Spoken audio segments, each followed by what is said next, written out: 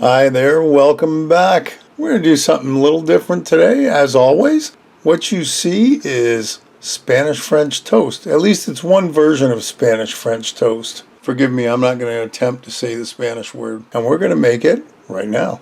Ingredients. Got to start off with that. We're going to use some milk, the zest of an orange and lemon. Thank you, Abby, for grating that up for me. 4 eggs, a cinnamon stick, a little bit of orange juice because I didn't want to not use the orange juice, some sugar, a little bit of butter for cooking, and of course a baguette. It's supposed to be day old, but mine's like 4 or 5 days old, so it's nice and crunchy.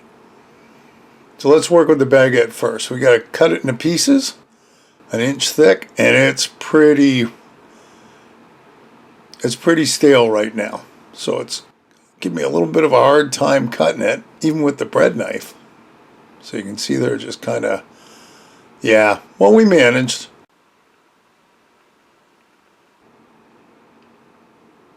And I think we got about 8 or 10 pieces out of this. And they're pretty thick. I wasn't sure if this was going to work or not. Now, I've got a baking sheet.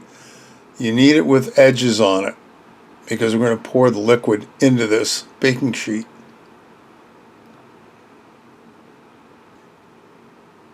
So let's start. Now we're going to put the orange juice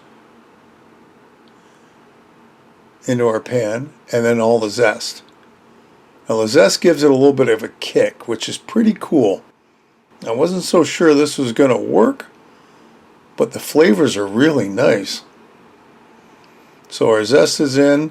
Now we need milk. 4 cups of milk, and yes, that's my measuring. I know that one of those containers is 2 cups. The recipe also called for a 1/3 cup of sherry, which I didn't have, so it didn't go in.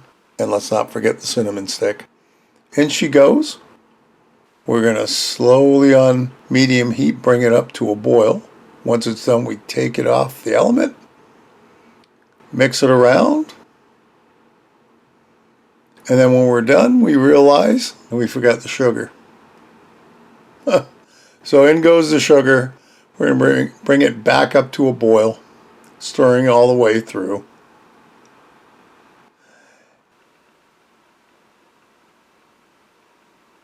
And now we're ready to go. Now you're going to want to let it cool just a little bit, just so you don't burn yourself.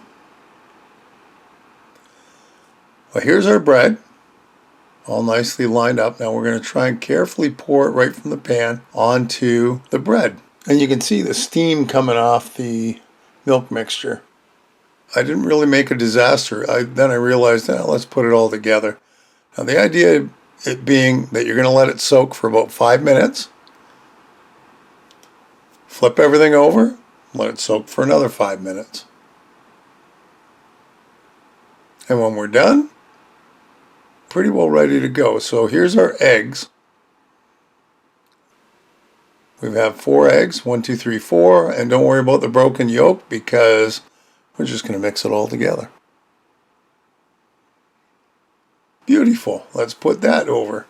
And let's get this all over to the stove so we can start cooking.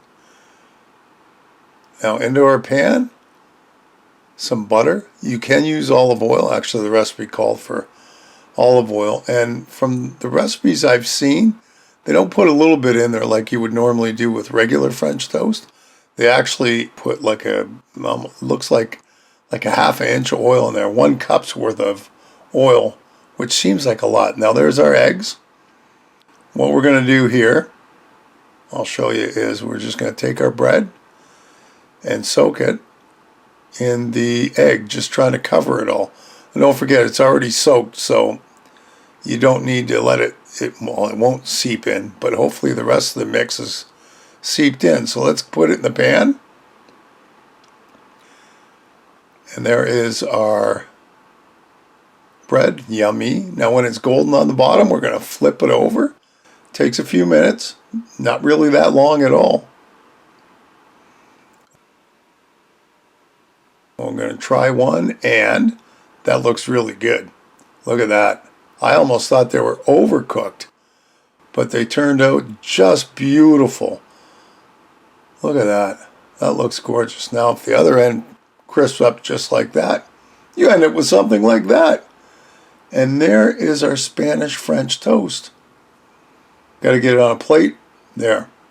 Now, the finishing touch is a little bit of honey. So I took a tablespoon of my buddy Al's honey and just kind of drizzled it on top. Now, after trying it, you can do that, or you can just eat it like that, maybe sprinkle a little cinnamon or something on it. It's crispy on the outside. It's got a soft texture in the middle. It's beautiful. It's not even, but once in a while you get a nice taste of that lemon or orange zest. That's a completely different meal for me. Is it ever good? And it's also good cold. Definitely got to try this one. Hey, another great recipe. I hope you'll give it a try. Leave me a comment below, one way or the other. Listen, if you haven't subscribed, hit the subscribe button and hit the bell, because that'll tell you the next time I upload a video. Feel free to share this and any of my other videos. And thanks for stopping by and watching. We'll see you next time. Bye-bye.